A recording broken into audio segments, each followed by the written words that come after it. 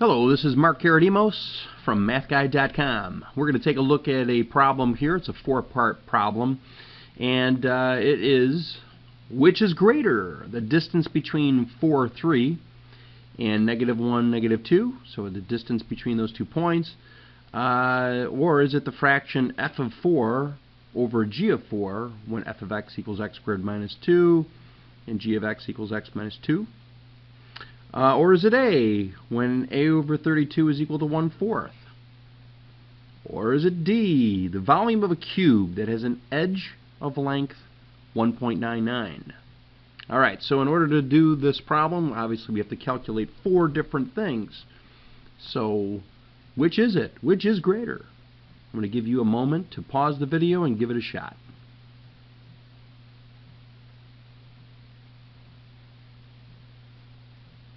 Alright, so now you're back. So let's take a look at this problem and let's try to calculate the distance between these two. Alright, so I've plugged in a coordinate plane and we're going to take a look at this plane and graph the 2 points. Alright, it turns out I've got 4, 3. Where are you? So I'm going to go to 4, 3. That would be 4 to the right. 1, 2, 3, 4. Up 3. Put a dot there. And then I've got -1, -2. Oops, -1, -2. Almost went the wrong way. Alright, so we're going to calculate the distance between these 2 points. Alright, as it turns out, I'm going to draw a right triangle. So in other words, I'm going to draw a horizontal, well, that's vertical. That's a vertical distance and a horizontal distance between the two. And then I'm going to connect those with a segment.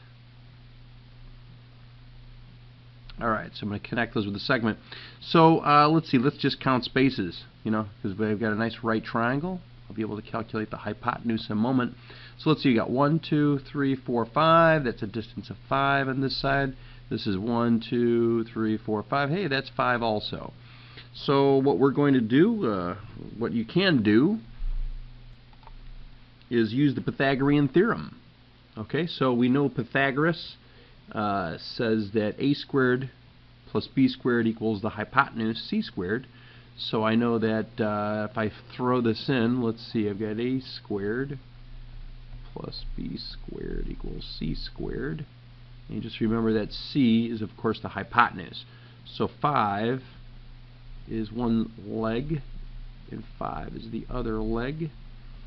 So what is that? That looks like that's going to be 25 plus 25 equals our c squared, and we can see that that's 50. So we know 50 is equal to c squared.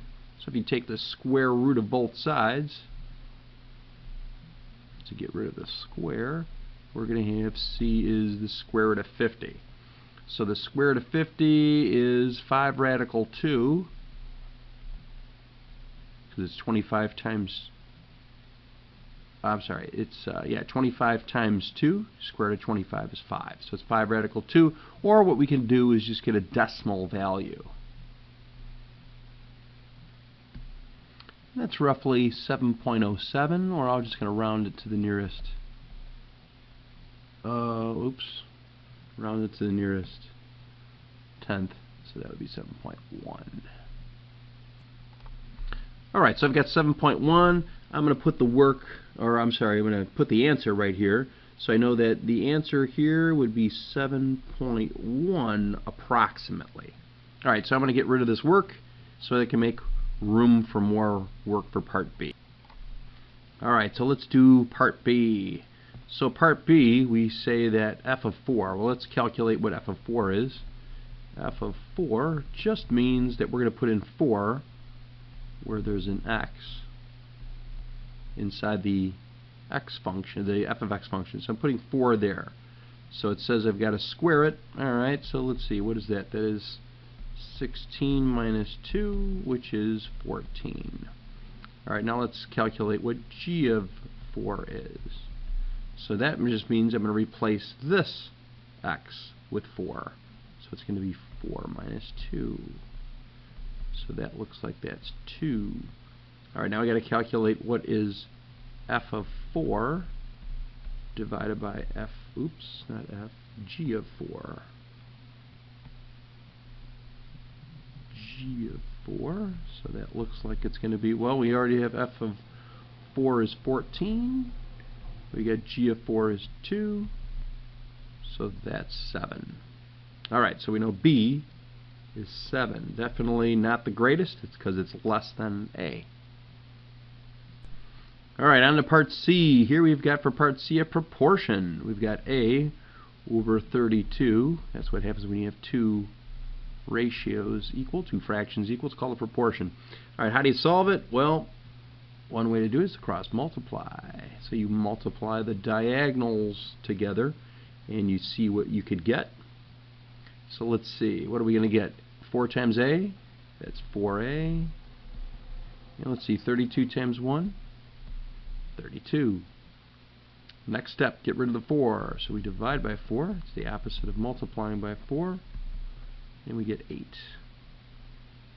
Alright, so it looks like now so far that's the greatest.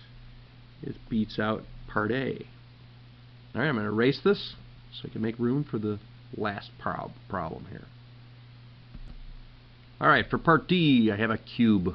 Alright, so they tell us that the cube has an edge of length 1.9. So that means, I'm sorry, 1.99.